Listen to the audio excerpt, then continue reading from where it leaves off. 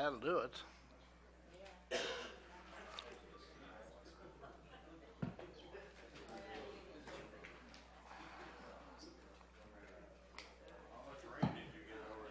Right at 6 inches. Right at 6? Yeah. That's about what we got too. Yeah. Water standing out. Yeah. Mr. McElhaney, there's room in the front row. Oh, he's not,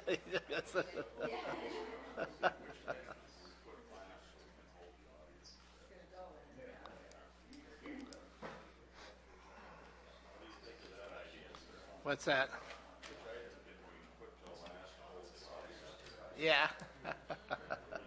It is 9 o'clock. Good morning, ladies and gentlemen. It is 9 a.m. and welcome to the Cudahy County Board weekly meeting of commissioners on this September 26, 2017. A couple of housekeeping things. If you have a cell phone, please silence it or turn it off. If you do get a phone call that you need to take, I would ask that you step out into the rotunda area so you don't disturb those that are probably speaking at that particular time. Also, this meeting is being streamed live, and so if you wish to address the board, you more than likely will be on the air. So just to give you a heads up, if you wish to address the board, maybe you want to fix your hair or something or whatever. But you will be filmed. That being Make said, a motion to approve the agenda minus 13 and 14. Okay, motion to approve And the number agenda. 8. We have a couple of Number other 8. things too. We want to amend the agenda, take out number 8, take out number 13, take out number 14, and actually we're going to leave it on the agenda, but number 17, and I think we don't have to deal with the burn ban today. We're all right. So we'll just forego that one. Okay, you heard the motion. Is there a second? Second. A second by Commissioner Van Dusen. Any comments, any more questions, anything you'd like to add? All in favor indicate by saying aye. Aye. Those opposed, motion carries. Action to approve the minutes to of the approve September as 12th. emailed. I have a motion by Brenda, a second by Charlie. Any discussion? Seeing none, all in favor indicate by saying aye. Aye. Opposed, same sign, motion carries. Number 3, public hearing. It's the second reading of ordinance number 66, an action to rezone property in the Rowville Township. Let me just back up and let's, did we table that from 2 weeks ago, or did we? There was no table. Okay, so we don't have to bring it off the table? No. All right, just to make certain that we do everything appropriately. Therefore, I would entertain a motion at this time in reference to ordinance 66. I'll make And that motion to. We have a motion approve by it. Hatton, I'll second it. a second by Lee Gable. And that motion is to what? Just for It's in clarification. support, yes, it's To approve. to approve it. All motions need to be made in the positive, and so that's why it's a motion to approve. Okay, at this time then, we will open it up for discussion, and the discussion will start out with, this is a public hearing, and so we would open it up to the public. I would make a couple of ground rules here. We will give you 2 minutes at the most per person. There's quite a few people in here that may want to address or speak to this issue. Cindy, you got your watch so you can kind of keep track of 2 minutes? Mm-hmm. You do now. Cindy, do you have a sign-in sheet? And We no, we don't have a have sign-in one on this sheet. one. We just, whoever speaks needs Whoever- to announce their names and. And we'll ask you to use the microphone so that you can be, and if you wish to speak, we want you to introduce yourself so we know who you are. And I would suggest that you limit your comments to You know, are you for or against the ordinance, and basically why? And I think 2 minutes is more than plenty of time to do that. So with that, let's open a public hearing. Is there anyone that would like to speak? Luke? Have Luke All right, start. Luke? Luke, you got 2 minutes.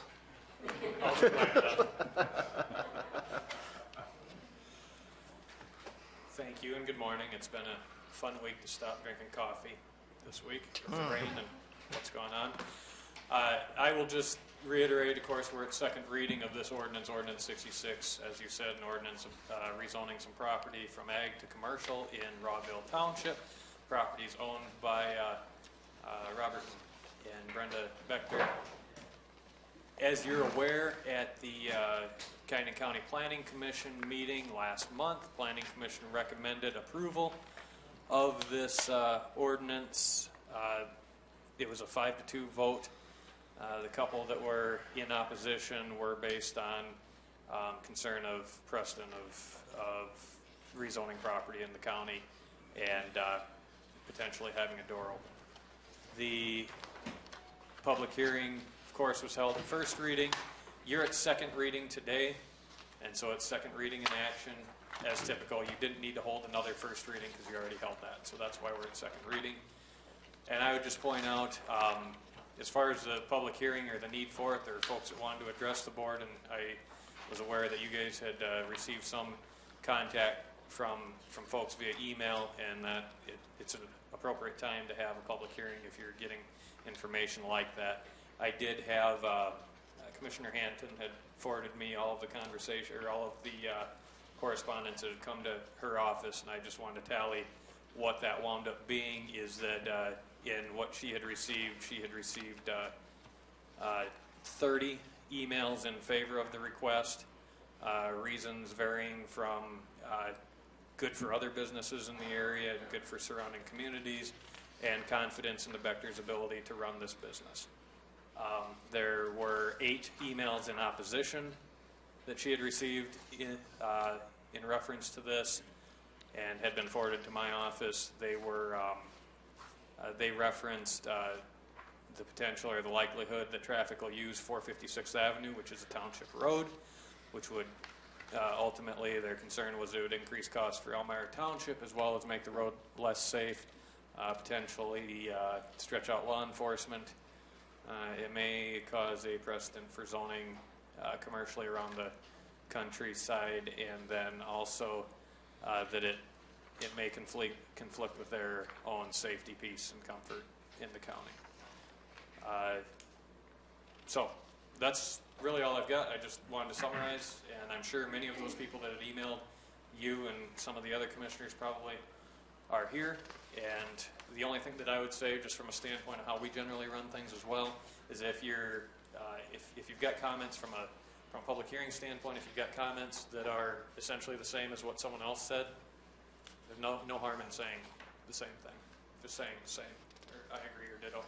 Luke, just to emphasize that, actually what we're dealing with is action to rezone the property.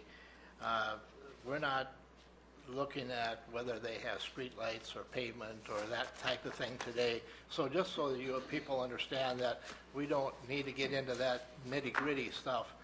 Basically what we're dealing with today is whether we should rezone that property or not. That's correct. I was actually going to use that as a preface. This is a request to rezone property, so this is a question of what is essentially appropriate in this area. The commercial uses that are listed in our ordinance, that's really the question. The question of the proposed use, no secret, the plan is to operate a banquet facility with a restaurant. That question, the specific question about the use, that's a permit hearing, and that goes on at the Board of Adjustment in the future if and only if the rezoning is approved and becomes effective. Thank you, Luke. All right, next. Anyone else? Anyone else? Bob? And Brenda? Please tell us who you are. Please use the microphone there, Bob. You gotta speak real close to it. I'm Bob Betker, my wife Brenda. Frankly, we're kind of running out of things to say. This has been going on for a while, so Just this morning, actually, we put a list together of businesses that are already in that area. This is just what we could think of within 3 miles of this location, or 3 to 4 miles. We've got Bob's Refrigeration, Rawville Bar, J&W Welding, BPI, Nealon Construction, Burns Blading, Troop Construction, Toolbox Construction, Northern Con Ag, B&L Trucking, Gravel Creek Boutique, Andrews Welding, Dakota Sioux Casino, CNR Concrete. So there's like 14 there. This is all within 3 miles. It's a business area. I guess I don't have anything further. I'm Brenda Betker. As Bob said, that this area is rich in businesses. It's kind of a business district in a rural setting. There's also on Highway 81 a line of residential houses that only have, a couple acres apiece that are not ag related. There's also another piece of commercial property just on the east side of the interstate. And where this proposed location is going directly in between 456th Avenue and 457th Avenue. It's only a mile off the interstate. It's right on Blacktop County Road 6. I think using gravel would be a last resort for anybody coming to this facility, where there's perfectly good roads, better roads, all the way around it. Okay? Thank you. Bob, can I have your list? Bob, If you need it Brenda, back, I can- Appreciate that. Thank you. Thank you. Who's next? Who's next? Anyone now? Mr. Tesh. Good morning, Carl. Good morning, Commissioners, and thank you for allowing me some time to speak. I did email all of you, however, I brought copies of that email if Please. you'd like to see them again. Thank you.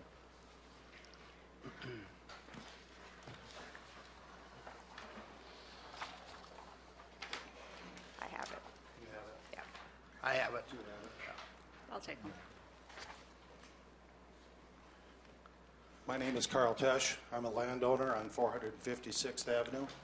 I've known Bob for some time, and I wanted to make this clear that I have no personal axe to grind here at all.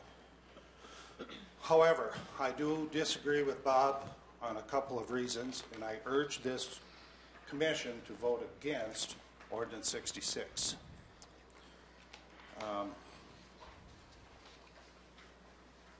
Ever since Dakota Sioux Casino was built, people travel 456 on the gravel to go home to avoid law enforcement. There's no secret about that. It's known locally as Whiskey Road. I pick up a pickup load of cans, beer cans, whiskey bottles every summer off my property, and it comes from people traveling that gravel road. I know some people will use Old 81, and some people will use I-29, but most people are still going to go home on that gravel road. And because it's a township road and it's narrow, I think that you're opening up a whole can of worms here if this ordinance passes. Furthermore, I want to say that this is agricultural land now. It's not the city. I think Bob's idea for a banquet hall is wonderful, but I don't think it should be placed in the country. We live in the country to enjoy the peace and privacy of a country setting. Now, can you imagine sitting on your lawn trying to have a barbecue on Saturday night when 200 cars go past on the gravel road? It's going to end our way of life. Lastly, I'd like to say this, and with respect, but your zoning ordinance 65 says that the zoning ordinance is adopted to protect and promote the public health, the safety, the peace, the comfort, the convenience, the prosperity, and general welfare. If Ordinance 66 is passed, it's certainly going to affect my safety. It's going to affect my peace, my comfort, my convenience, and it's going to reduce the value of my property. Having known Bob for a long time, he says he plans to be open only on weekends. I take him at his word. But once this ordinance passes and you change that to commercial property, and Bob ever sells that property, this could be a bar, and with a beer and wine license, you know, can be open 7 days a week, 7 till 2 in the morning, right? So I urge you once again to vote against this, Myron, Brenda, Troy, Lee, Charlie. I ask you to vote against this. Thank you. Thank you, Carl. Thanks, Carl. All right, anyone else? Next. Ladies first, I guess. Yes.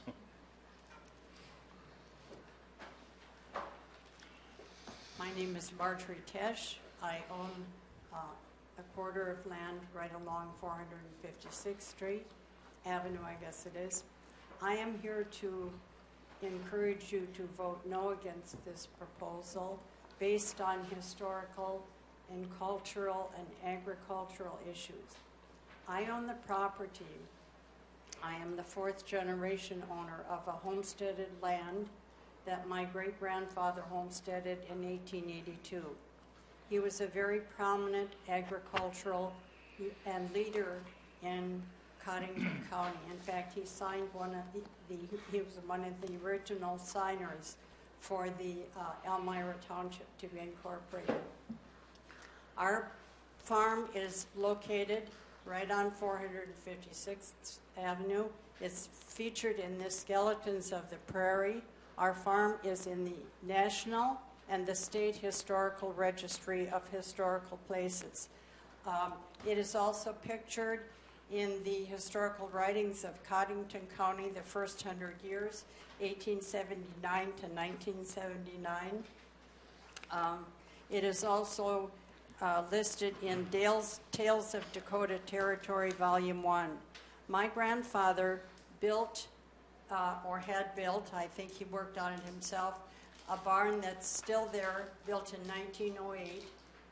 The pictures of it are in some of this book. It's a barn that had and still has 36 original horse stalls.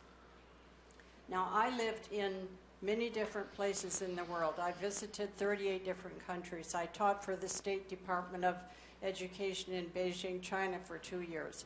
I have been in many, many areas. I came back here to South Dakota because it's the land of infinite variety, but it's also the land of peace and quiet. I am strongly opposed to having a facility that's going to house up to 200 people for wedding receptions a mile and a half from me. I know we have a need for that, but let's do it in Watertown. South Dakota is an agricultural community. We have all these facilities out west if people really want to go and have parties and carry on for 2 or 3 days. We do not need this in the middle of a farming community. You guys are much younger than I am, many of you are. But if you travel around the United States, there are very, very few intact historical farms. Our farm still has the original shack. It has a granary that was built in 1906. It has a machine shed that was built in 1808. All of these buildings we have maintained. My grandfather at one time owned much property here in Cottington County. My husband and I have spent a lot of money to keep these buildings intact and to keep them updated in terms of historical preservation. I strongly urge you to think of children that are still young. They don't even know, some of our kids even in Watertown, having been a counselor here for 10 years, don't even know what farms look like anymore. We need to preserve some of our heritage. I strongly urge you to vote no on this. Thank you for your time. Thank you, Ms. Nash. Thank you.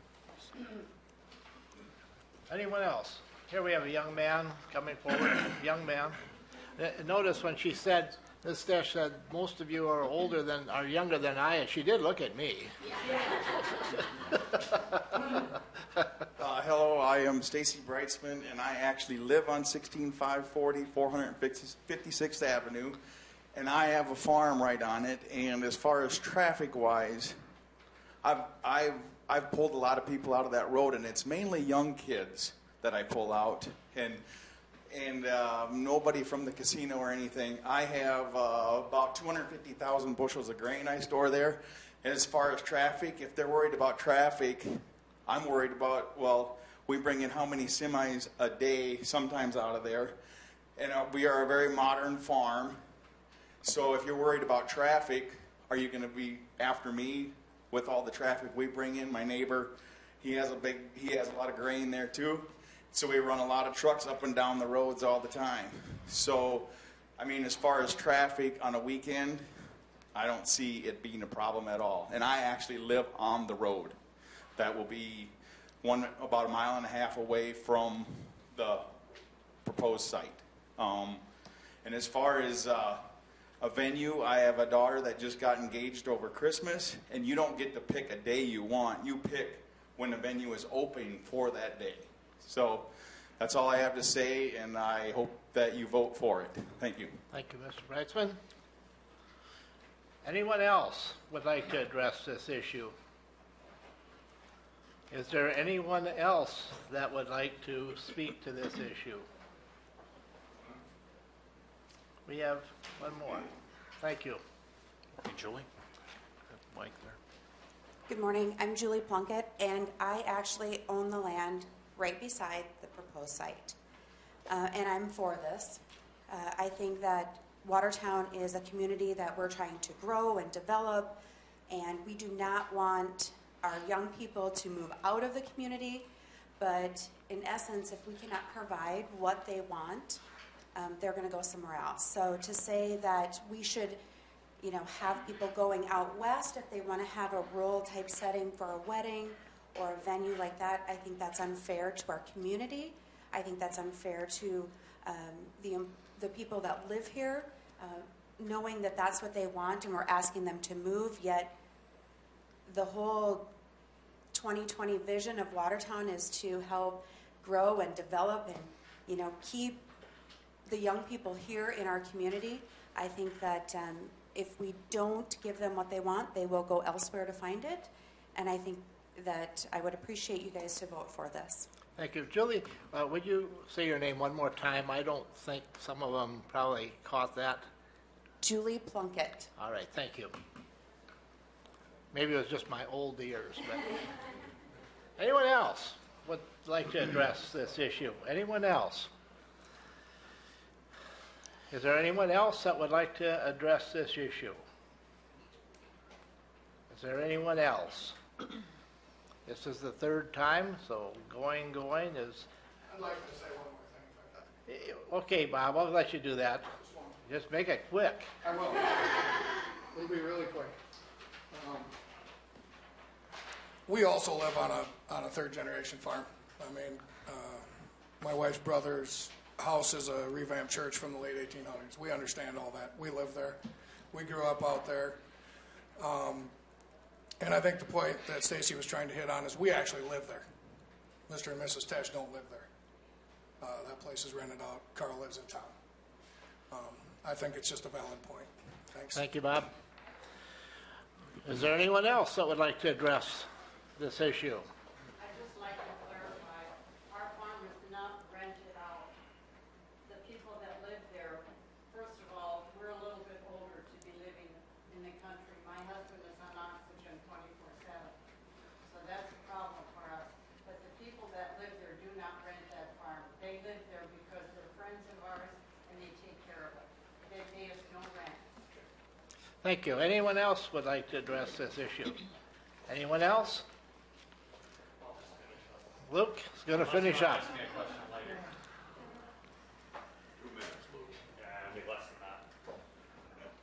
I just wanted to address a couple of things that were brought up as far as the ordinance is concerned and some uses that are going on out there. As was brought up with the commercial uses that are out there, there are a number of home occupations that go on out there, whether they're operated inside the house or out of an outbuilding, generally contractor sorts of businesses or home builders. Those are examples of home occupations. So a lot of those are allowed within the ag district if they're operated out of at the same site as a home. In fact, frankly, something that's possibly relevant, possibly not, is that if this sort of business was operated at the same site as their house, it may not have to be rezoned either. And so the point is that a lot of those businesses didn't need to be rezoned in order to do so. The other one, the Dakota Sioux Casino, obviously, we have no control over how that is. Mrs. Bechter was right, though, on the interchange, the southeast interchange. There is some property zoned commercially. So I just want to paint the picture of the zoning map, since we don't have that area on there, but I want to paint that picture for you. All right. Okay, is there any other in attendance that would like to address this issue? Anyone else? Going once, going twice, going 3 times. All right, I will close the public hearing at this time. Let's turn then to the commissioners. We're in the discussion phase. Anyone like to make a point or any discussion? Mr. Chairman, just a couple things maybe to pick up on what Luke was saying. As I understand it, and correct me if I'm wrong, Luke, is this would kind of be an exception to what's in the comprehensive land use plan that was adopted in 2012. So that we just have to keep that in mind if we want to do this, the idea is to consider commercial and industrial ventures that directly support agricultural production. And so that when you're talking about commercial stuff, now there are some commercial things in Rawville Township. When I looked at that plan, there were two spots that were, I guess, zone commercial, and then the rest would be home-based businesses. Am I understanding that? Yeah, essentially, within the land use plan, we identified Rawville Town as an area that could potentially be rezoned. We haven't rezoned Rawville Town because of the issues with wellhead protection area. The other, we already have property that's zoned, as I said, which would be, I believe, 2 miles or 1.5 miles east of this site, which is on the southeast corner of the Waverly exit and I-29. Your point about the land use plan, that was the point that I had made at Planning Commission, is that it does not appear the land use plan supports this. And I think most definitely it's worth noting that if this ordinance is approved, we may need to go back and possibly revisit whether or not we need a second commercial district for tourist-oriented sorts of businesses at locations such as this. But I think it would be silly to go through and do that without having some idea that that's really what we want. So it'd be more discussion involved in it. So in a way, we're kind of amending the land use plan if we do this. I mean, it kind of, in a de facto sort of sense. So I would say that it will necessitate a change to it, yeah. Okay. Any other discussion? Charlie? Mr. Van Dusen? Nothing, Mr. Chairman. I just did have that one comment. I live out in the country also. I've lived there for 18 years. I pick up trash. I have nothing. I'm 5 miles from the casino. I picked up car parts off the road, et cetera, and it's just a way of country life. That helps keep your vehicle running, right? If there's no other discussion, then I would like to just add, I do appreciate all the emails that I received for and against this. Typically, for us to rezone property from ag to commercial, we take a hard look at that because there are certain areas that some uses would not fit that area. Like you stated, there are other commercial uses in this area, so therefore this makes it more palatable, in my opinion anyways, for a spot for this to happen. All right. Anyone else? Any parting comments? Seeing none, then I'll call for the vote, and I'd like to call for a voice vote. So if you would like to read off the commissioners, and we would ask that you reply A or nay, or yes or no, whatever you wish. So, Cindy? I'll be calling for the vote by district. Commissioner Gable. Aye. Commissioner Waterman. Aye. Commissioner Johnson. Aye. Commissioner Van Dusen. Aye. Commissioner Hanton. Aye. That is 5 votes in favor. The motion passes. The Cindy, vote is unanimous. I have these emails. Do you want to make them part of the record? Yep, I will put those in my file. Again, as Brenda noted, I appreciate all of the input from the community.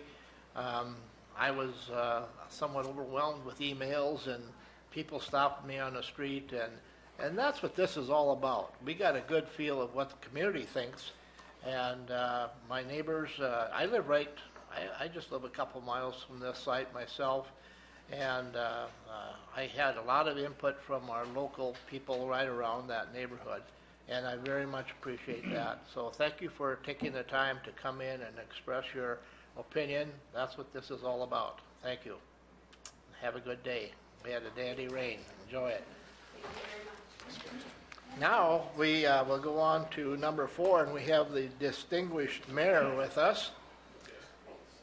And the captain of the police department and the chief of the police department. So someone asked if you could go first, and I just wanted all of this police force here while we were in this other debate. All right, so the item says discussion with the mayor and the chief and the captain and action on the proposed 911 contract service. Mr. So- Chair, I would like to recuse myself from this issue. Yes, and I will certainly allow that. I think most of you here probably understand that Mr. Van Dusen does work for the city and is a police officer, and I certainly will allow you to do that. So he will not be voting when it comes time for us to express our vote, all right? And it's good having you here, so go ahead. Okay, thank you, Commissioner. Just to give you a little bit of history, first of all, my name is Scott McMahon, Captain Sports Services, Watertown Police Department. A little history on this item of 911 surcharges. The state is responsible for collecting surcharges from each and every cell phone or landline within each county, and that money is then forwarded to the Department of Revenue, and after a certain amount is taken out for state purposes, the remaining money is sent back to each county. So with the Watertown 911 Center, we serve a 6-county area around Kyneton County. And last summer, in 2016, we were in need of a contract for services for each of those 6 counties. So last summer, I appeared at each one of those counties as well as Kyneton County, and advised each county of what the city's intent was with the contract, which was to raise the amount from 95 up to 100% of the surcharge amount. So we did that last year. We did receive 5 contracts back from 5 of the counties, and Kyneton County is the last county that we are waiting to hear back from on that contract for 911 services. Thank you.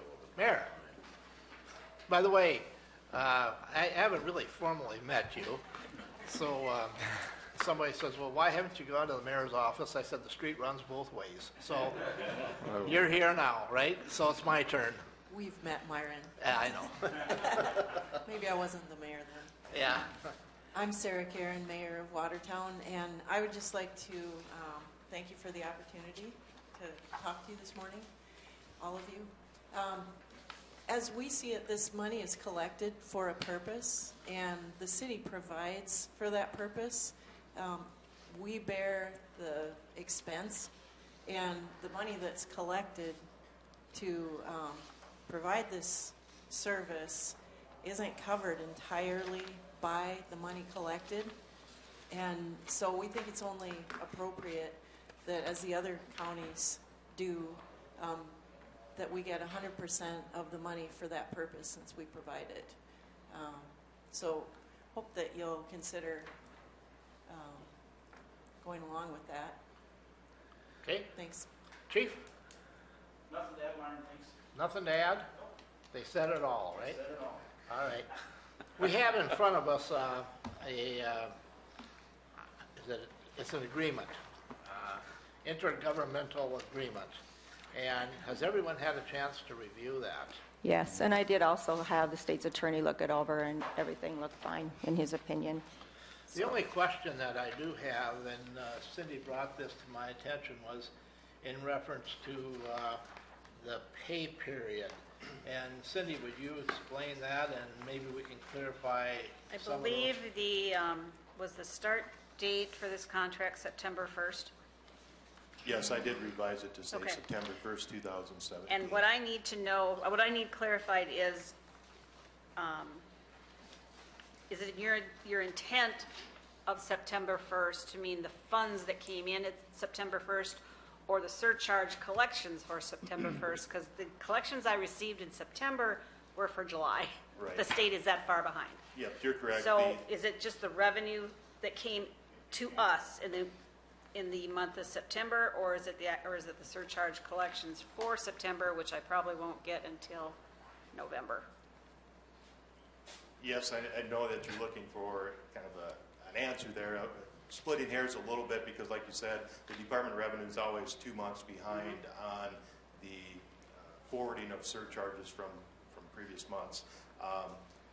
You know, like I did say, we did settle contracts with all the other 5 counties to start on a January 1st date, which was in the contract that I had provided you, but I did change that to September, being that here we are now in September discussing this. So I guess I could check with the chief, but Actually, I it don't know. says, I'm sorry, actually it says October. October. October? Yep, Okay. it was Mine said September October. originally, I just Okay. noticed it, yeah, it starts October 1st and ends December 31st, 2018. I just need Sure. to know, October 1st, does that mean the revenue that comes in October 1st? I would say yes. Okay, all right, that's all I need. So for basically, it'd be clarification. a year and 3 months, Yes, correct? yep, Yes. Is what this agreement yes. would Yep, cover. okay. And Chairman, I should also clarify one point of history that I didn't mention is that the intergovernmental agreement has been in place since about 1991. And through the years, I went back and reviewed the contracts. There's only been about 4 different versions of that intergovernmental agreement. And really the only thing that's changed over the years is, you know, some advisory, steering committee type information has been added. And now, of course, the amount collected. In 2012, it was reduced to 95%. It was at 100% ever since like 1991, but in 2012, we reduced it to 95, and now we're simply asking for that to go back to 100. Just a little bit more history. So I threw some numbers together for a 12-month period. I just went July 1st, 2016 through June 30th of 2017. The total that was remitted to Cottington County for 911 was $275,237.90. Of that amount, we did pay the City of Watertown $264,630.82, and we kept $10,607.08 for county purposes. Okay. And as far as the county goes, our sheriff isn't with us right now, but we maintain the, is this correct? We maintain the fiber line from the Fiber police optic. department here. Is that correct? And I would add, Brad and I and Troy also did have a meeting with Lee and Scott to discuss this matter.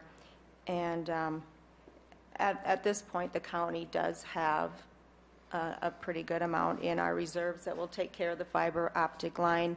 And it was mentioned, you know, if there would ever be a time that we would need to, we may want to take it back for a time to rebuild our reserves. But at this point, we're fine. And so this is a contract that will be visited every year, so it's something that can be looked at that point. But at this point, we're fine with our reserve amount. Lee? Just had 2 questions. One, so the key change here is just that percentage. There's no other changes in there. And then the other question I had for the city, just you might have said this already. What percentage roughly is covered by the 911 surcharge in your budget for the 911 dispatch center? As far as our overall budget, Yeah. what percentage of our budget Yeah, is covered through just roughly. surcharge? Yeah. We're at about 69% of our budget is covered by surcharge funds from the 6 counties. In addition to that, because we are being responsible and serving more than 3 counties or a population of more than 30,000 people, we receive what's called an incentive fund, and that's about an $80,000 a year fund that we receive from the state for working together with other counties to try and reduce costs. That's not part of that 69% though. Yes, it would be. Oh, that's it's part, okay, of that. okay, so. And then okay, also to so- answer your other question, besides the percentage, there is date changes Right, on that okay, intergovernmental thank you. agreement. Yeah, okay, Right. thank you. Any other questions for them? We have them on the firing line. Here's our chance. I'll make a motion that we approve this 5%, to go to 100%. We have a motion by Commissioner Hatton. Is there a second? Yes. We have a, And the motion will actually be to authorize the chair to sign the intergovernmental agreement. Agreement, yep. Okay. we have a second by Commissioner Waterman. Any more discussion? Now, you know, this is kind of like state government. Once it's gone, it's tough to get back, you know how that is. We did get it back in 2010, though. We were paying 100%, and then in 2010 is when we required the 5%. So And we know where they live. I guess. It's a two-way street. Yeah. Any other discussion? All in favor indicate by saying aye. Aye. Should I ask for a voice vote because of Commissioner Van Duzen? We can do that. Or raise a hand. All in favor indicate by saying aye and raising your right hand. Aye. Aye. Opposed, same sign. There. Just so that we have it official. I will just note that Van Duzen abstained. Yes. Thank you.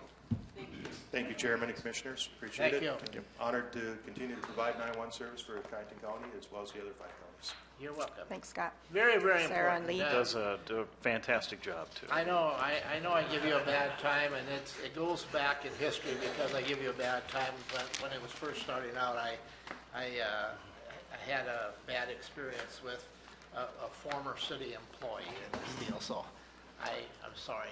I didn't mean to harass you. No problem. Appreciate the questions. But I will every chance I get. Thank you much. Thanks. Thanks. All right, let's go on then. Monthly reports. Highway Superintendent Rick, he's chomping at the bit. He was out blading the road here a little bit ago and run back in. Did I see you on the road this morning going south or north on 17? Yes, I was earlier, pretty early, yeah. I don't have any business to take care of other than the monthly report. Couple of updates. Our County Road 20 paving project south of Lake Pelican has been completed, all except for the striping, and that should be done this week. The striping crews are in Cottington County. They have about 2.5 days of work here to do our 40-some miles of striping. They started on a Friday, and they should be done. Now, when the rain quits, they got about 2 more days of striping to do. If the rain quits. Yeah, if. I promised the guys at work I was going to quit today. So. Yeah. Our railroad crossing on County Road 6, the Waverly Road, the railroad has completed that. We've put millings in it, and I just got off the phone with the contractor, Dunnix. It'll be paved Thursday morning. They're supposed to be there. We'll shut it down again for another day on Thursday and finish that paving project there. The roofing project at the county shop is about 95 to 99% complete. Our fall mowing, where we go out and mow and prepare for snow, is underway, and that'll be going on for another 3 weeks at least, and probably a little longer, doing some touch-up spots. Last week, when we finished the shouldering on that County Road 20 project, we did work with the city of Watertown. We have a machine that works excellent for putting shoulders on these roads, and we worked with the city and did some shouldering on 10th Avenue and a few spots around Lake Compesco with them. Kind of a cooperative project. Everything went well there. I guess that's all I have, unless you have any questions. Any questions for Rick? Just a comment, Mr. Chairman. So just to let everybody know that the highway shop and as well as the maintenance folks got, 3 safety awards? Well, it's both. Two It's gold got levels? gold for the safety, and then there's a platinum award too that's given out to the county-wide, and that's based on premiums paid and claims paid out. And we've been doing well over the last several years. Our claims have been low enough that we've got that premium, which allows for a discount in our premiums. So congratulations and thanks, because that does save the county money in the insurance premiums. That is through the South Dakota Municipal League insurance. Right, yep. And that is item number 11 and 12. And I have the program here, and congratulations, Rick. Actually, Rick was also recognized for 30 years of service. He was a recipient of a Years of Service Award for 30 years from Cottington County. Cindy as well, for a little bit longer. She was trying to dodge that, wasn't she? So the certificate's suitable for framing? Yeah. 30 years. Thank you, So, Rick. congratulations, Rick. Let's give him a hand. Yeah. They do get your certificate. Absolutely. Yeah. Very nice, And both Milo. of you. Thank you. And Milo with the And maintenance. Milo. Let's give Milo a hand. He's up and walking. That's all I have. Thank you for all your, Milo and Rick, thank you for all your good work. We appreciate it. And like someone said, all of these things help cut costs in the county. Mr. Chair, just Van Duzen. one more question. You touched on it briefly, Rick, about County Road 6 and the railroad crossing. I was up there and looked at that. It looks nice. Yeah, It's coming along really nice. I think that from a safety standpoint for motorcyclists and us that like to ride, that was an important thing to get that done, so we appreciate your work on that. When did you say that that's going to be finished Thursday up? morning, right now, like I said, I just got off the phone with him. We were looking at doing it tomorrow, but they got set back. Sure. The paper got set back because of the rain, so it looks like Thursday morning, and it will be shut down for that day again, rather than trying to do it halfway and do half of it at a time. We're gonna shut the road down completely for one day. So how is traffic rerouted around that We section? don't set up a detour, and I was kind of amazed. Pick up the mic. We did have detour signs ready, and we didn't see a need for it. But never had one person call in on it. I went up and watched the traffic. People were adapting to it well, so we did not set up a detour. If we did, we'd be using township roads, and right now with the township roads soft and so forth, I really don't care to. Yeah, that was my concern, Yeah. but Yeah. good. So it's, Believe me, my neighbors, and I live right there, my neighbors are so tickled to see that thing fixed. That you talk about getting emails on Ordinance 66. I get just as many on the railroad crossing, and they're all just tickled pink that that's finally getting fixed. Then I might add the BNSF has been very cooperative on this. They have a new road boss for this area and a new maintenance crew that covers this area. And it's like night and day as far as working with the crew that's out Excellent. there now. It used to be a struggle to get them to return a call. And now I will say the crew that's there is really easy to work with. Good. Please Good. extend our thank you to them. I will. Yeah. Yes, by Thank all you, and means. Congratulations on your awards as well. thank you. Thank you. Check in the envelope at the end of the month, see if you got an increase for that. All right, letter B, emergency management. Mr. Sutton has been very patient waiting for this. But he's been entertained too, so, right? I have. Here's the money for all the candy I ate out of. While you were waiting? While I was waiting. I've just got a few things this morning. Begin with, Sherry and I traveled out to Deadwood for our State Emergency Management Conference. We had some very educational training when we were out there. And Dave Schaefer, the Emergency Management Director from Hamlet County, and myself, we were able to take part in a tour of the Sanford Underground Lab out there. And we went down to the 4,850-foot level.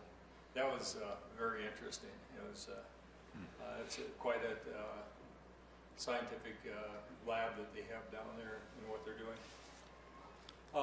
We continue working on our POD, our flu shot exercise that is scheduled for Thursday, October 26th. We've got another meeting on October 2nd at Fire Station number 2, but we will be doing flu shots on October 26th for children's age 6 months to up to age 18, I believe it is. And all that information is being put out through the schools to the parents. Our our search and rescue team members completed our DR1 class, it's dive rescue class, on September 8th, 9th, and 10th. We had instructors come in from Colorado to teach that class to promote better education and also better safety for our team.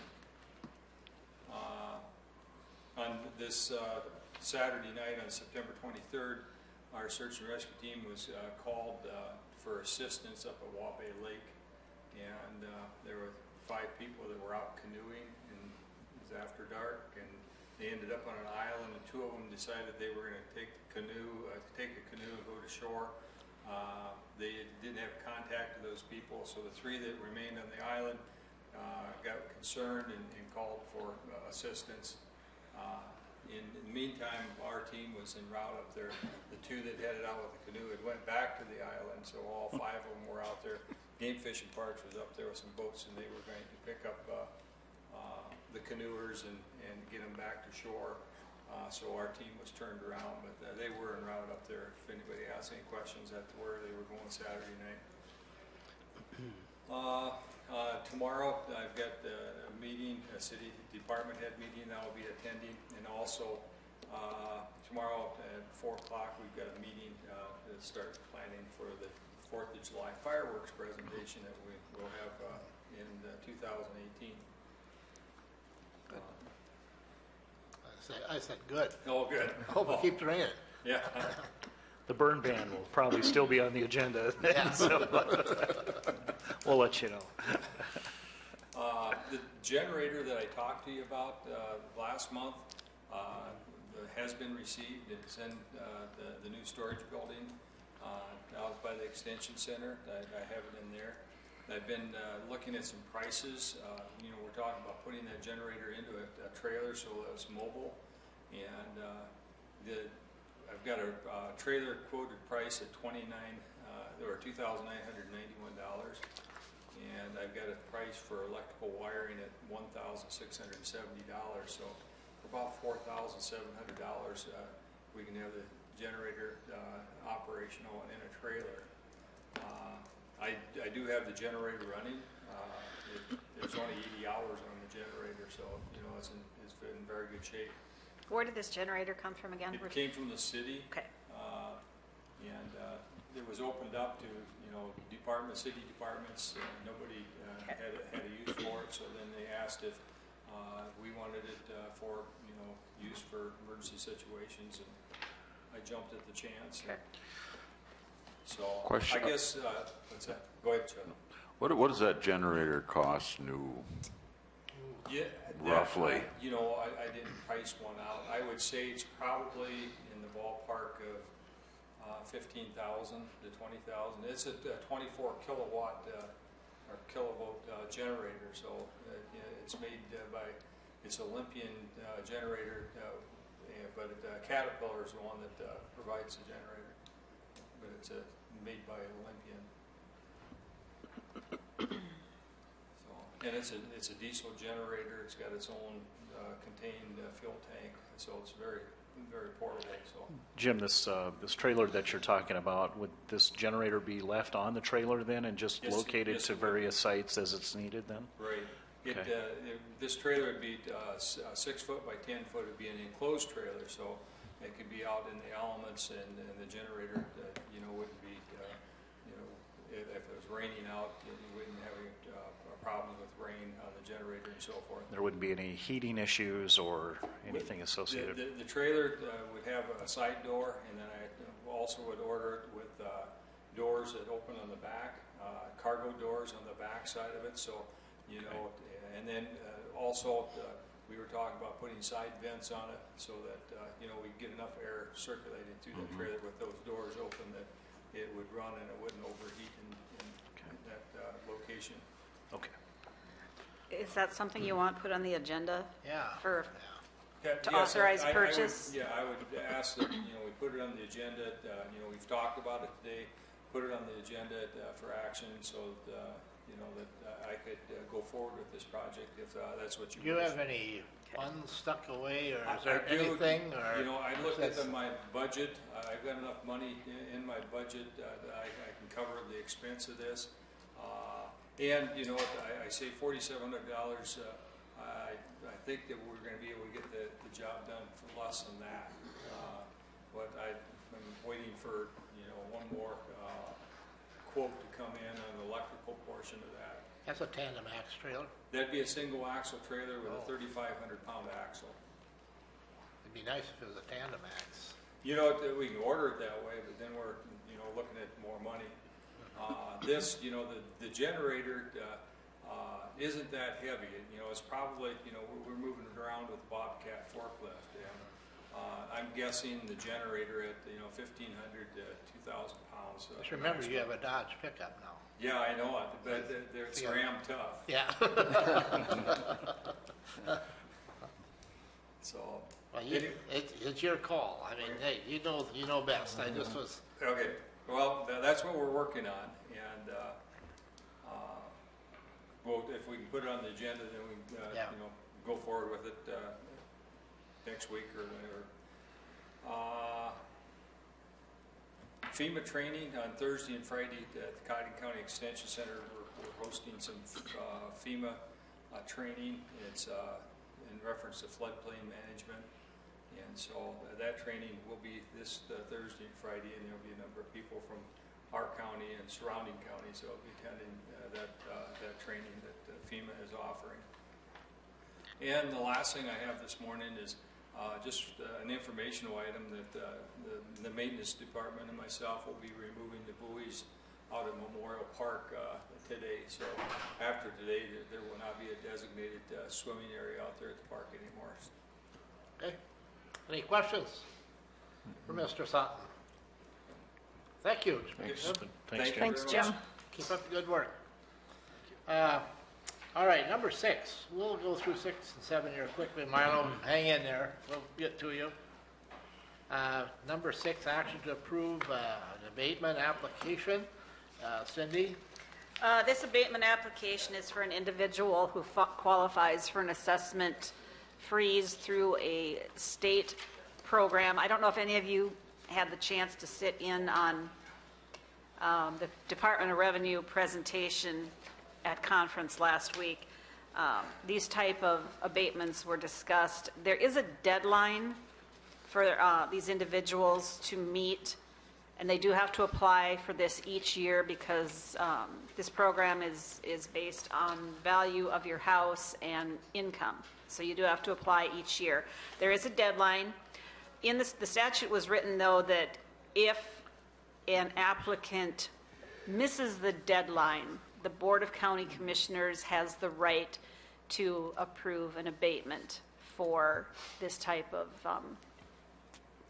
program. Anyway, this individual does qualify by value of property and by income. And this individual has paid the first half of their property taxes. So what it's going to amount to is an abatement of $487.52 and a refund on the first half of $74.85. The total taxes due on the property were $975.04, and then you would add the abatement amount and the refund amount to come up with the amount that they qualify for through the program. Right. This also has to go before the Watertown City Council. Move to approve We that have a motion abatement. by Hatton. Second. Second by Commissioner Van Duzen. Any discussion? I did sit in on that session, and the main thing that I learned from that session is thank goodness we have Cindy and Carol here. And Shauna. And Shauna to take care of that because you know, it's that, I guess that's one of the things that I really learn when I go to the state conferences is they get into the nitty gritty and the nuts and bolts and some of this stuff, and we don't deal with it every day, and I don't know if this office deals with it every day, but they can handle it, and they handle it very well. There were some excellent questions asked during that session, very, very good questions, and that really helped clear up some things that I was wondering about or questioned. But some counties, I think, have a lot more issues than we do, primarily because, as I mentioned before, they're so small that they know everybody and their business and what they do, and I think some of them are at a point where they know they're eligible for an abatement, so they call them and tell them to come in And this abatement qualifies under privacy laws, therefore we cannot release the name of the individual who has made the application. Enough discussion, any from me anyway, anyone else? All in favor indicate by saying aye. Aye. Opposed, same sign, motion carries. Number 7, action to approve the claims for payment. We have a few here. We have a few of the normal claims, and then we also have payroll for the month of September. So these are our Visa credit cards that we pay at an odd time of the month to avoid service charges. So the first one is to Visa in the amount of $79.31, and that was for fuel, for the auditor's office, for travel, to our recent district meeting, and the Argus Leader. No, actually, that was fuel when I sent my employees to that workshop in Pierre. I'm sorry. And then the state's attorney had to publish a notice in the Argus Leader for some legal things they were working on, so they used my credit card for that. The second one is also to Visa for $103.32, and that was for a hotel charge for the Register of Deeds for a conference she attended in Oklahoma. Third one is also Visa for the Sheriff's Office, $107.92 for UPS and postage charges. And then the emergency or search and rescue budget, $2,223.84, and that was for miscellaneous supplies and travel expenses for the month of August. Move to approve the claims. Second. Motion by Hatton, second by Gable. Any discussion? All in favor indicate by saying aye. Aye. Opposed, same sign, motion carries. And then we have payroll claims for the month of September in the total of $513,730.09. Move to approve. Second. Motion by Hatton, second by Gable. Any discussion? All in favor indicate by saying aye. Aye. Opposed, same sign, motion carries. Let's go to, I'm just going to briefly speak on number 8. My intention is to come back to the board and request commissioners' contingency in the amount of $25,000 to $30,000 to buy the remaining touchscreen machines that I will need for my precincts after a presentation at conference last week. It's going to be in our best interest to purchase these now, because if I have 2 different kinds of machines, I'm going to have to pay for 2 different kinds of programming. My intent was to budget and buy these, maybe next year or the year after, but that's going to mean paying for 2 different kinds of programming for the primary and the general election. So I had sent an email to the Secretary of State. They did not get back to me, so I don't have an amount for you, so I don't want you to I don't want to just throw an estimate at you. I want a solid number. So I will get that number and I will bring this back. We do have in Commissioner's contingency, $163,904.09. And I do have some funds remaining in the election budget, which I will also be able to contribute to towards that purchase. And then we will have all of our equipment in hand for the elections next year. As a matter of fact, later, sometime this week, they will be delivering the new ballot scanner equipment and the 3 touchscreen devices that the Secretary of State purchased for each county.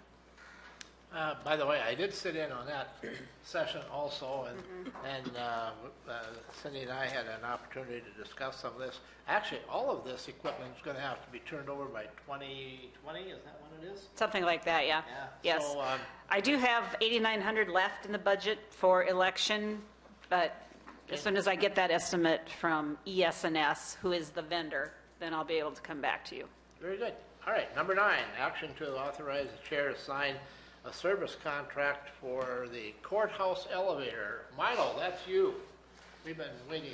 How you doing, Milo? Good to see you. Good to see you up and around. Nice to see you walking without a walker. Yeah, that's a little bit of an improvement. Are you taking nourishment? I am. That's good. Okay, the action before you is for the maintenance contract for the courthouse elevator. We reached our 1-year period that was covered by warranty, for that new upgrade. So that covers the service agreement from going here forward. So I've got two contracts here, and just a point of order, are we authorizing the chairman to sign or authorizing you to enter into the contracts? Who will be signing? I think it should be the chairman. Okay, all right, so the motion would be to authorize the chair to sign, and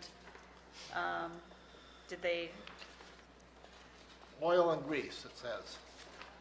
one is for complete preventive maintenance for traction elevators, and the other is inspection, OG, in parentheses, oil and grease. I think we can take both of these with one motion. Yes, we can. So I'll I'll entertain make a one- motion. I'm sorry. Commissioner Van Dusen? I just had a question on that. So this would be at a monthly rate then, Milo, is that right? The contract price, One looks like it's $100 and the other one's $230. $230, is that right? That's what, yeah. Okay. Those are the dollar amounts that I have. $100 covers the oil and grease. $230 covers the preventive maintenance. And these are one-year contracts? I can't answer that. Okay. I haven't seen that particular contract yet. I just Okay. forwarded it to you. Okay, oh, no, I'm sorry. This service shall commence on the 15th day of September, 2017, and shall continue for a period of either of 5 years and be automatically renewed for subsequent 5-year periods until terminated. Either party may terminate this contract at the end of the first 5 years or at the end of any subsequent 5-year period by giving the other party 90 days prior written notice. And that happens to be with Shoemaker Elevator Company is who that happens to be with, this agreement. Correct. Mr. Van Dusen, you had a motion? I didn't make the motion, I can, if All somebody right. else has it. Okay, we have a motion. Is there a Okay. second? I'll second that. Mr. Gable, Commissioner Gable, any more discussion? Seeing none, all in favor indicate by saying aye. Aye. Aye. Opposed, same sign. There you go. Your elevator is taken care of. Action to approve a furnace/air conditioner project at the Extension Center Complex. What's the scoop there? Okay, this is a project that we've had in the works. Currently, in that area, we have a hanging gas furnace that's been in place for 30 years plus. So it's time for replacement. We've more than gotten our money out of that particular unit. Where is this unit located? This is located in what we refer to as the echo Echo chamber, chamber, okay. which would be outside of the classroom area Okay. out there. Extremely noisy, though. You know, we went, without going to the expense of, drawing up specifications on how to go about doing this particular thing, being it's a simple project, really. I went out to a number of different vendors looking for their ideas for the best way to tackle this problem, or replacing one hanging unit with something that would distribute heat more evenly and possibly give us the possibility of adding air conditioning to this area. What we come back with, we had 2 vendors that submitted a pretty similar idea on how to go about doing that. The third vendor, had a different option. All 3 appeared that they would work sufficiently. So happens the proposal that we picked out to best accomplish what we're after out there was also the low bid too. So the proposal is for $21,800. This would actually supply 2 furnaces to that area that would be located up in the mezzanine, up above the classrooms, and would distribute the heat, then out over the top. Similar to what you're seeing in some of the new construction, like in restaurant areas where they have the exposed ductwork. So, Would that be air conditioning then as well? and that would also include air conditioning. Mr. Chairman, just, you might have mentioned, this is budgeted? Or This was a budgeted Okay, item, yes. okay. And it's within budget. And it is within budget. I'd make a motion that we approve that. We have a motion by Commissioner Hatton, and a second by Commissioner Waterman. Any more discussion? When will this happen? This will happen yet in this calendar year. Good, if we okay. get this approved. Did I give the name of the? No, you did not. Okay, this proposal is from Hartwig Heating and Water. Hartwig, that's the vendor then. Local. All right, any more discussion? Seeing none, all in favor indicate by saying aye. Aye. Opposed, same sign, the motion carries. Thank you, Milo. Thank you. Milo, can I ask you just one question for an update on the Memorial Park sign? Where everything's on hold right there, right now, just waiting for the end of the season to see where, I have obtained a number of, different prices. I'm still being asked, that's why I'm asking you. Yep, it's still in the works, Okay. put it that way. All right. Anything else for Milo before he escapes? Now, Alrighty. are you, I probably shouldn't be asking this now. Are you, you're not back here full time, He's not are you? authorized to be here. Yeah, No. that's what I was going to This say. is a temporary visit. He's just passing through, huh? That's right. Well, just don't pass Just out. having coffee. But for those of you that don't realize this, Milo just had a new knee replacement. How many days ago now? Just a couple weeks. A couple weeks. Yeah, so you're Take doing the well. elevator. When you go down, take the elevator. Yes. Yeah, take the elevator down. Yeah, that's why you got it greased and oil changed. I didn't say it was necessarily all going into the elevator. Milo, take care of yourself and thank you for all you do. Thanks. Thanks. Item number 15, discussion. Actually, can we go back to 11 and 12? Sure. Milo. Well, Milo doesn't need to stay. Okay. We are an award, we did receive the award this year from SDML. We have also been prior award recipients. The Highway Department has been the recipient of 8 bronze awards, 11 gold, and 8 platinum. And the Maintenance Department has been the recipient of 11 gold and 8 platinum awards. Wow, fantastic. That's great. And then we also have years of service. That was myself and Rick this year. And we also have recognition. It's a memorial service, and we did have 2 former county employees pass in this last year. One was John Foley, who served as state's attorney, and the other was Margaret Risto, who served as Register of Deeds. And those are all acknowledged when we go to conference every year. Very good. Thank you. And again, thank you to those employees. Very much appreciated. Number 15, discussion, possible action to authorize the chair to sign an agreement to provide an additional jury courtroom. And Mr. Gable, Commissioner Gable has handed out a colorful spreadsheet sheet here or whatever for us to look at. So take it from there. Yeah, thank you, Mr. Chairman. The agreement's not ready yet, so the architect's still working on the proposal, but you can see where what I wanted to show here was basically that blue table that would be encompassed in the agreement. So that's kind of a high-end estimate, but that's how it breaks out. So basically,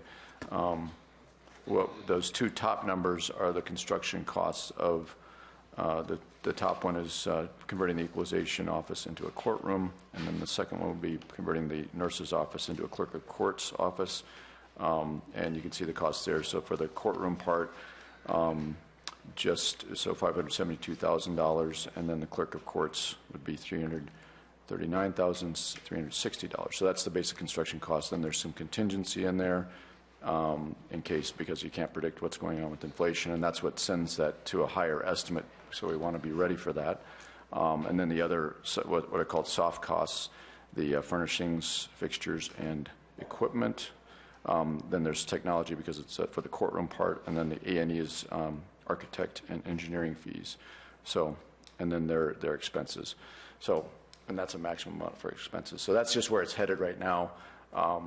So, and this kind of leads into the budget discussion on the next agenda item. So, in order to do this project, if we want to do it this year, number one, we have to budget the money, and then number 2, we'd have to agree with, sign some kind of an agreement with the architect, and then they would help us through the project as we design it and find a contractor and do all the things to make it happen.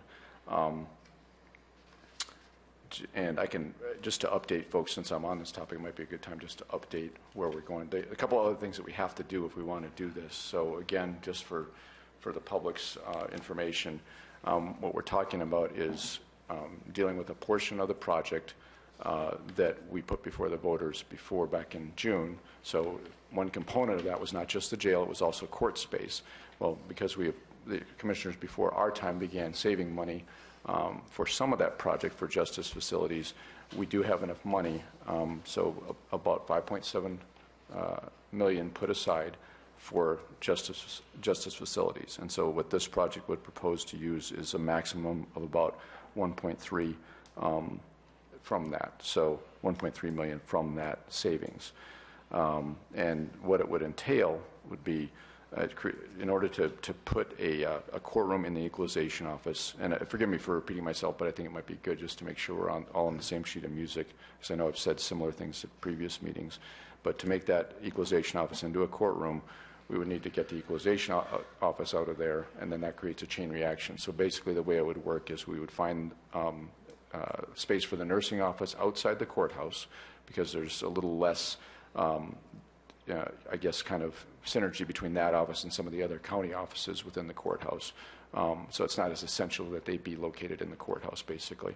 And then that's also a large space, which would be good for the clerk of courts, because one of the things that was identified when we had a consultant come in from the National Center for State Courts was that the clerk of courts needed a lot more space. So this gets them very close to that amount of space that they need by putting them down in the nurse's office. So that would be one part of the remodel. And then that would allow the equalization office to move up to where the clerk of courts is now. So that puts all the county offices on one floor, which is good for county business and also good for the public running county errands. And then there's a few other smaller offices that I'm in the process of researching. Like this would probably also entail welfare and possibly the veterans office moving as well. And then as we know, the maintenance supervisor, he has a small office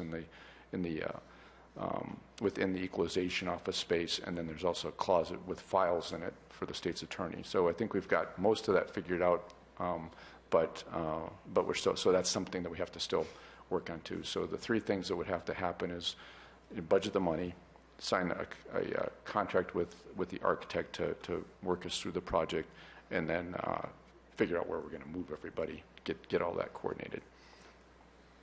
All so right. that's just thank you for the time to let me explain that. Any questions for when, how, okay, how soon would the concept for us yeah, to look at? ideally the property, it'd be nice to, this could be kind of fast, but if we could, it would be good to move the nurse the first of the year. So they want to go through flu season and get all that done, get all the shots done, so they wouldn't want to move this fall. So we could be working on coordinating that. I've been in discussion with the Department of Health at the state just about what that would entail and who would pay for what. So the additional expense for the county would be the rented office space year to year. And so that's about, I want to say $23,000 is what I'm estimating for rent and utility. We're looking at, it's very close to the courthouse, so it's very close to here. So, but the landlord is interested in,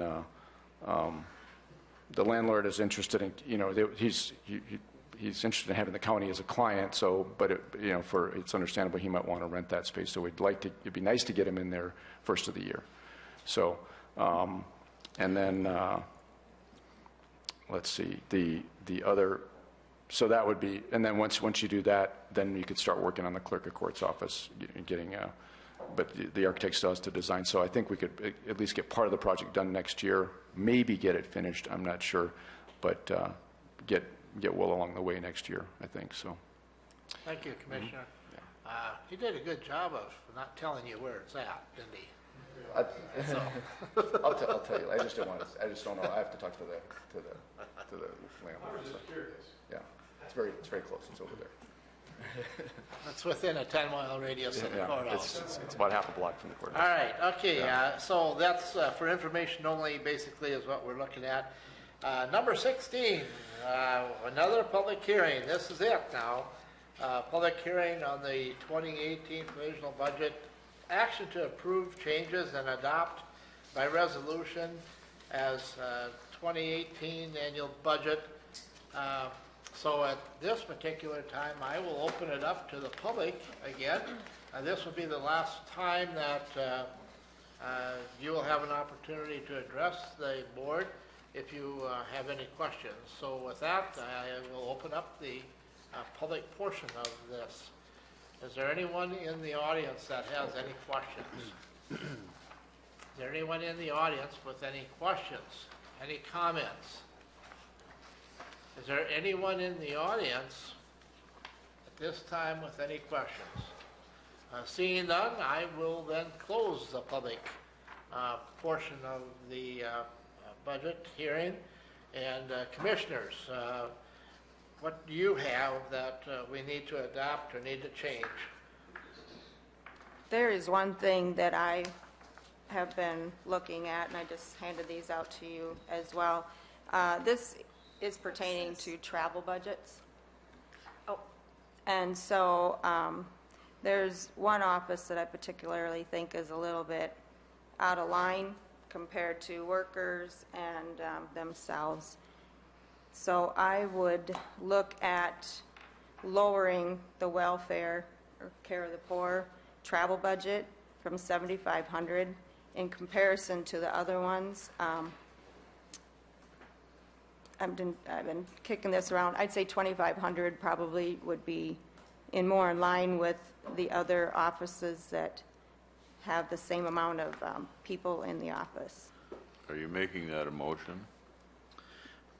Yes, that's what I would make a motion. Do we need to go through the motion process to?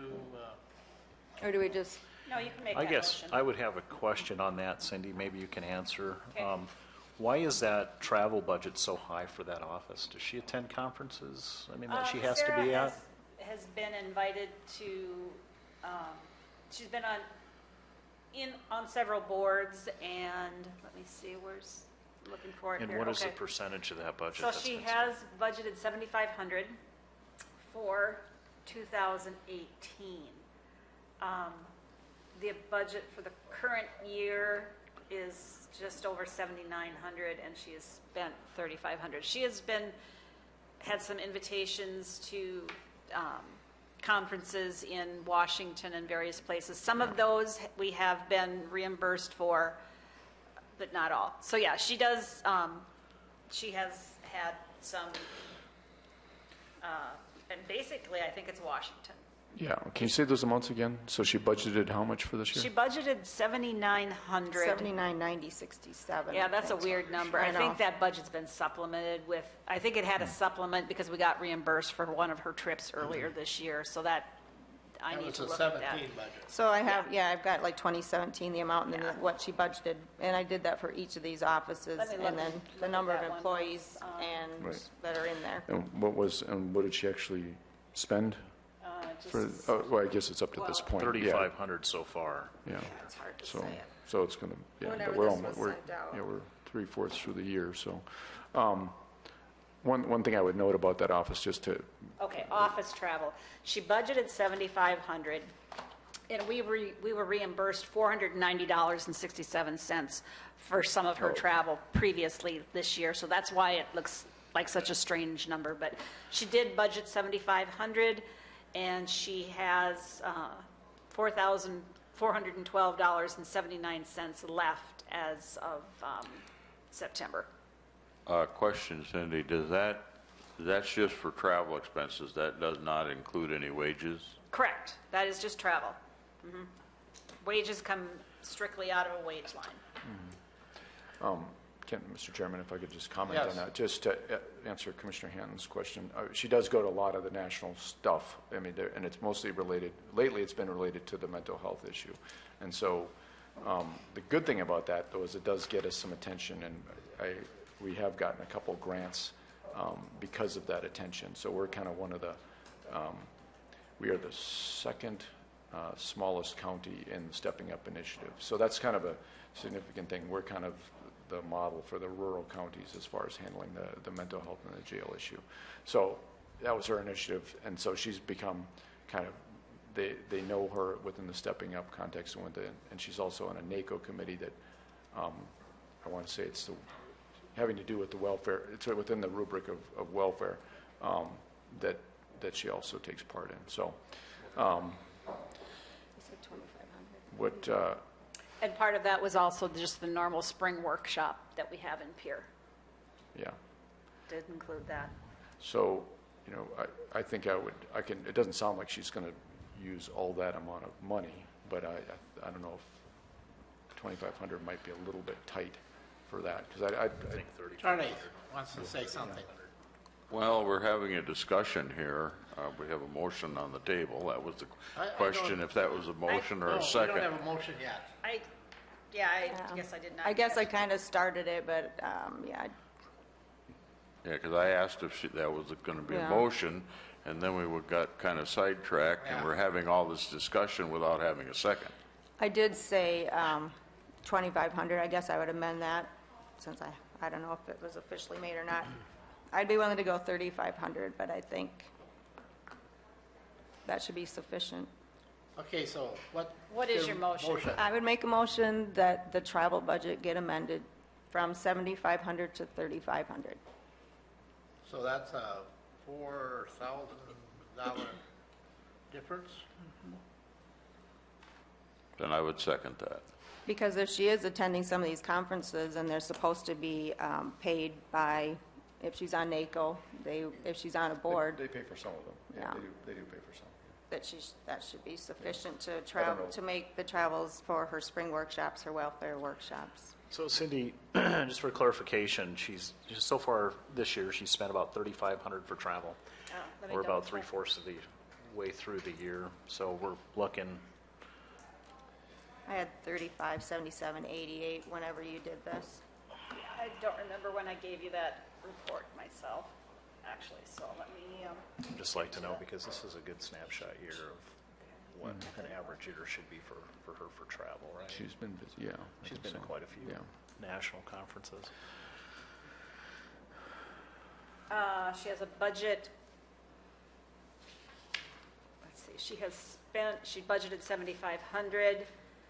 She has spent $3,577.88, and then we were reimbursed $490.67 for part of that. So, Now, this would be out of her office. Now, we did authorize her to hire a part-time individual up to 20 hours a week. Under 20, yeah. Under 20, up to 20 hours a week. Would this new individual require any training or travel to training situations? not that I'm aware of. No, I don't think so. Mr. Chairman, could I make a substitute motion to track with Commissioner Hanton's motion, but make the amount $4,500, so $4,500?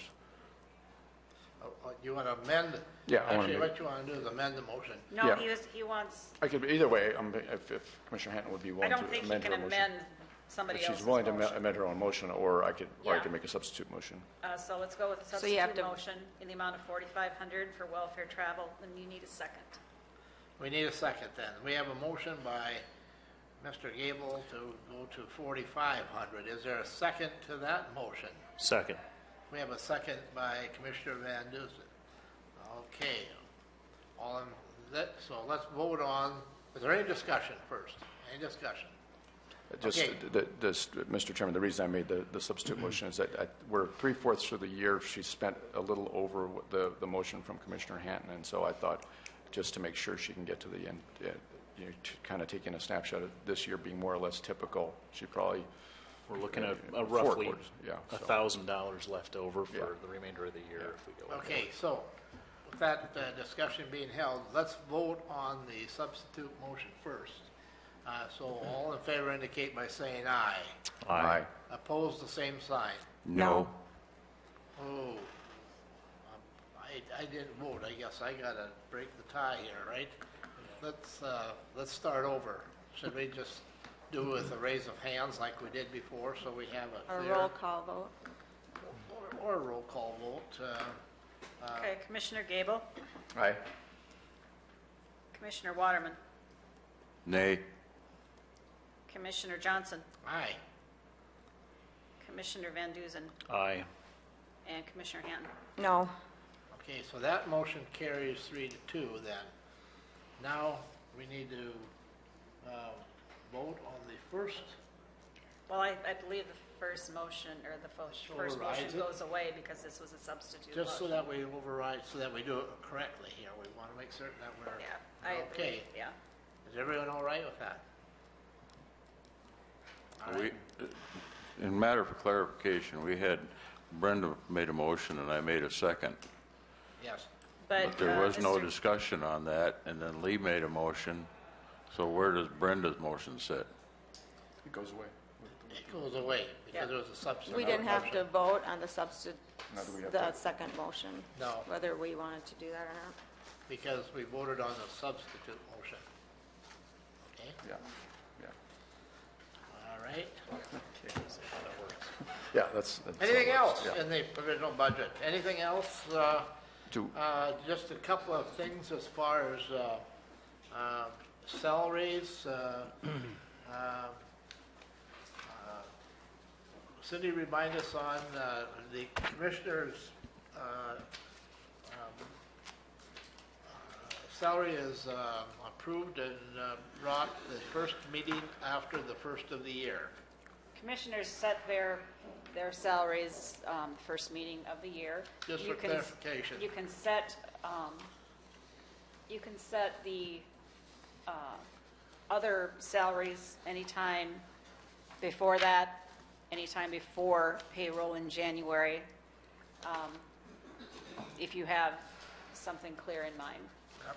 And in the meantime, just to let you in, Mr. Sattler has asked for an executive session as we get down the line here to give us some more information on how we're doing with the unions. So we'll address those as we get down the road as well. Is there anything else in the provisional budget? There is one thing that we need to clarify just so everybody understands, and that's Commissioner Gable. We would have to,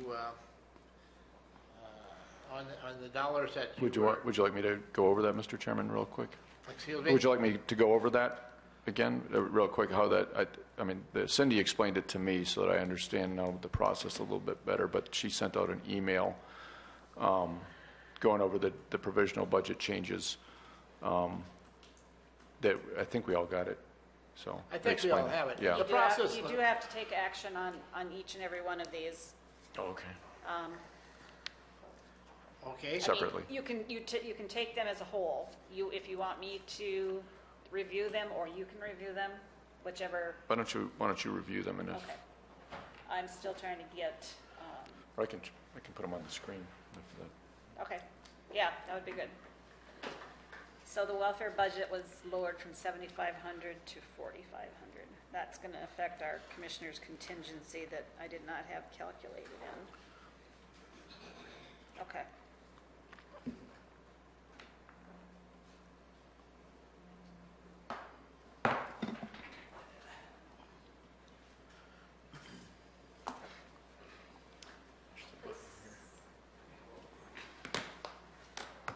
So what we're going to do is we're going to take a motion to, after we review these proposed changes, we're going to take a motion to adopt the 2018 provisional budget as the 2018 annual budget, if you approve of all these changes. And then we will also have a motion to approve Resolution 2017-20, which approves the budget and sets the levy.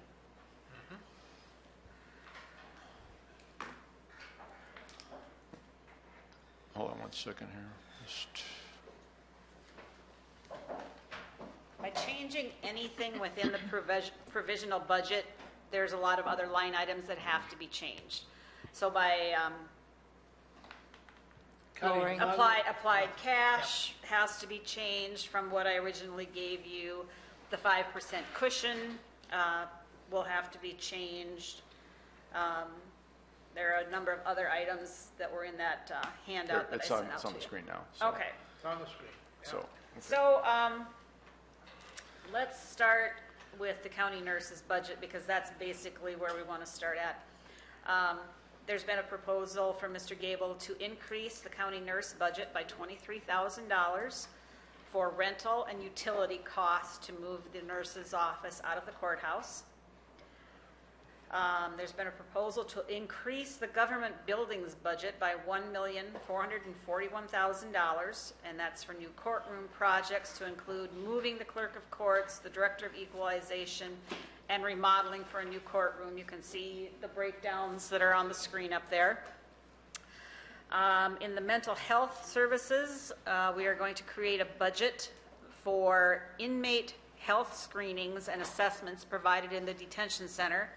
And based on what that's currently costing us, there was an estimate of $52,000 to put into that budget. At the same time, we're going to remove $35,000 from the welfare budget, because that's previously where those costs had been coming from. So we're going to remove that from the welfare budget. And if I could make it just, and that was a recommendation from the Legislative Audit Office to Correct. where that item belongs in the budget. It's Yes. better set in Yes. the mental health area than We in contacted welfare. Department of Legislative Audits.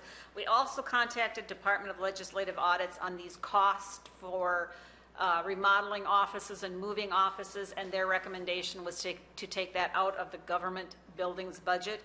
And the funds being added to the budget for this will come from the funds that we have designated for future building projects. So, And That's that's at it. 1.441. But not all- not- 41,000. We're just moving it. correct, and part of that is also $64,000 from courthouse tuck pointing. That is not coming from the future designated, Yeah, nor- or future building Nor projects. is the $17,000 cost for moving offices. And the 64,000. Right. So And it's the just- 23,000, those are not coming from our future building funds. The only thing that's coming from those is the proposal that Lee showed you this the morning. It's about $1,360,000. So what that's going to do is, we're going to need to increase our cash applied from what I had projected by $1,606,469. There's also a change to our current property tax levy. We, because a TIF district was dissolved by the city, all of that value in that TIF district is now considered growth to the county, which means we can increase our property tax request by $13,047. And then the less 5% based on estimated revenues is something that is set by the Department of set by statute, that counties have to give themselves a 5% cushion. So because of some of these changes and a change in where I took the revenue numbers from, we can lower that 5% from $544,581 to $406,065.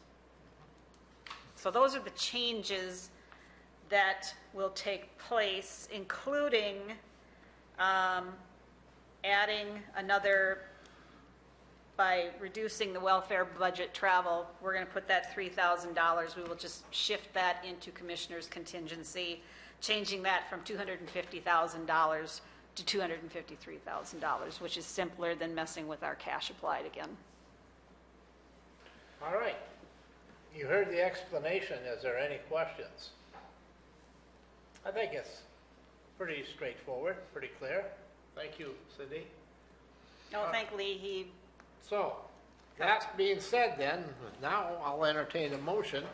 And just so that we get it absolutely correct, Cindy, what is the motion that I am going to entertain first? The motion is going to approve the 2018 budget with the changes that are outlined on the screen above, is what we're going to approve the 2018 provisional budget as the 2018 annual budget with those changes. I'll make that motion. We have a motion by Commissioner Hatton, second by,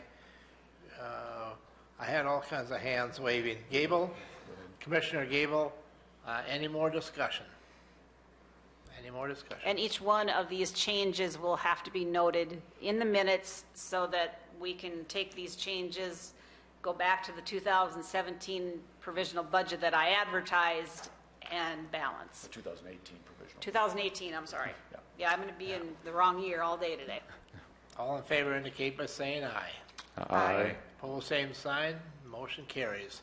My second request for motion is to, on the revenue side now, Yep, it's to approve Resolution 2017-20, which is the adoption of the annual budget and the setting of the levy. With the budget that we have adopted, the county's levy will be 3.148 mills. The levy for pay 2017 was 3.198, so it is lower slightly. all right, you heard that. Mr. Van Duzen. I'll make the motion. We have a motion by Van Duzen, a second by Commissioner Waterman. Any discussion on that? And this, the county's levy has arrived by taking the number of dollars that we need set by statute. We're only allowed so much, and we divide that into the county's total valuations. That results in the property tax levy each year. Thank you. Any more questions, any more comments? Just a comment on one thing was, so you said the levy was 3.14, It will be approximately 3 Yeah. These are all dependent on the Right. Department of Revenue approving them, 3.148. And just to note for people's, it said it on the explanation of the sheet, but it was in parentheses on there on that the changes to the provisional budget, the 1.36 and the other amount that was pulled out of the 200-some-thousand that was pulled out of the unprogrammed surplus, or is being applied. The proper term is applied from those don't affect the levy. So that's money that's already been collected that we've been able to save over the years. that Right. We can Correct. apply. There was a very good presentation at conference on budgets. If you have a budget and you don't have cash, you can't spend from it. If you have cash and no budget, you can't spend for it. That's why we are budgeting, because we have the cash available in the future building projects. But in order to spend that money, we have to have a budget in place. Yep. So that's why we are that's where the proposed changes come from. If we do not spend all this money, or if these projects don't take place, then at the end of 2018, those funds can be redesignated for future building projects. Correct. Any more discussion? All in favor indicate by saying aye. Aye. Opposed, same sign, the motion carries. There, we got through that. Good job, people. Appreciate that. Number 18, action to approve any automatic budget supplements. I have one today in the amount of $14,735. These are Homeland Security grant funds that have been received for the door locking system that was implemented in the courthouse here. Currently, you use a fob to get in the front door, and there are a number of offices that now use fobs instead of keys. And yeah, we were reimbursed for that through Homeland Security dollars. That will go back into the government buildings budget from where the bill was paid. Make that motion. Commissioner Van Duzen, I think, was shaking your head earlier. Nope, just listening. Okay, all right. Yep. Motion by all good. Commissioner Hatton, a second by I'll second. Van Duzen. Any more discussion? Just a quick question, Mr. Chairman, more for Cindy. This amount is $14,000 odd. Yep. Was that the total cost for replacing that? The total cost was $15,029.70. When they did the grant funding, they did not include the excise tax that we have to pay, which was $294.70. Oil and grease. All in favor indicate by saying aye. Aye. Opposed, same sign, motion carries. Personnel changes. Did we have any this time? We do. We have a couple. Pretty deep here, huh? Jeannie Oschendorf is a clerical position in the nurse's office. She'll go from step 10 to step 11, $18.77 an hour. This is her anniversary step increase. And Justin Halligan is being promoted to lead building maintenance. This is due to retirement of a former employee. And he will go from step 8 building maintenance to step 9 building lead maintenance, $19.29 an hour. Make All a right, motion you to heard that. accept. Commissioner Van Dusen, motion, a second by Commissioner Waterman. Any discussion? All in favor indicate by saying aye. Aye. Motion carries. Any travel requests? I think we have. Milo. 2 travel Couple of requests. them, Jim Sutton is requesting authorization to attend the South Dakota Safety Conference in Mitchell, and the same for Milo Ford. This is the safety conference that when we attend this, we earn points, and that's how we get a reduction in our insurance premium, and that's how we receive the gold and platinum awards through SDML. You heard the travel request. Motion by Hatton. Second by I'll second. Gable. Any discussion? Are they taking the same vehicle down there or separate vehicles? It'll depend on, they're both saying county vehicles, so I'm assuming they'll travel together as possible. There will probably be a couple more requests from the weed supervisor and the highway superintendent, and normally, if possible, they all travel together. Okay. Let's just hope that they don't have an accident together. So we have a motion and a second. We have a motion and a second. Is there any more discussion? All in favor indicate by saying aye. Aye. Opposed, same sign, motion carries. Old business, any mature business? Mr. Chairman, just Yes. a couple quick things. On the next, I think I've mentioned it before, but the next CCJAC meeting is October 10th. So that's a week from, 2 weeks from today. So in the evening, and that's at LATI at 6:10 in room 430, as usual. And then the other thing is I'm in the middle of attending some juvenile justice conferences sponsored by, or actually organized and coordinated by the Unified Judicial System on juvenile justice. So yesterday I was at the one, it's in Sioux Falls, and I'm going to go back after this meeting for the follow-on conference, just a juvenile justice summit. So one of the good things about that, we had a chance as a community kind of interesting. Everybody gets together at a conference, but we had a chance as a community to sit down with some representatives from the school district, UJS, police department, and begin talking about how we're going to develop some community alternatives for juvenile justice. So the problem basically, and similar to the mental health situation where you have a choice between jail or release, and sometimes it's good for a law enforcement officer to have an option between those two ends of the spectrum. Say someplace, if say a family's not available where it's in, Commissioner Van Dusen understands as well, where it's not always appropriate to send either a juvenile offender home, but then jail's not a really good option either. So those kind of working on community options, and thankfully, just so everybody knows, that our juvenile population in the jail is pretty low. It averages less than 2 at any given time. So that's a good thing. But on the other hand, we'd rather be proactive, and it's an opportunity that the Unified Judicial System is helping counties to get things in place as a community. So that's what that conference is about, just so everybody knows, and it's taking place in Sioux Falls. Thank you for representing us at that conference. Anything else? How about new business? Any new business for the commission today? Anything new? This week, we have action to approve the Highway Department 5-year plan. Okay. Something coming up. Okay. Okay, guess- that'll be on next week's Yes, next week agenda. is October 3rd. Yep. At the conference, I guess I am now the treasurer for the County Commissioner Board, Congratulations. Executive Board, so hopefully that will help give us more exposure. Yeah. Anything else? Any other new business? I have something for the open, Mr. Chairman. Open, all right, let's go to the open then. Just for your information, next week I'll be phoning in to participate in the commissioners meeting. I'll be in Pennsylvania next week, and then, yeah, that was it, I think. I think it was in Pennsylvania where, Yeah, I'm going to be in Pennsylvania next Yeah. week, so that's where. I think it was in I'll be. Pennsylvania where some young man ran into the back of a carriage and Yeah. killed Yeah, the girl we're not that gonna be- was Oh, riding it's in it. Minnesota. Oh, Minnesota? It was Minnesota. Minnesota. So don't be riding around in any carriages. Yeah, There's a lot of I'll have them a off rental. I'll have a rental car. So. Pennsylvania. That was Minnesota. It was. Oh, that's too bad. That's unfortunate. Anything else for the open? I do not have anything that there could be a quorum of commissioners at.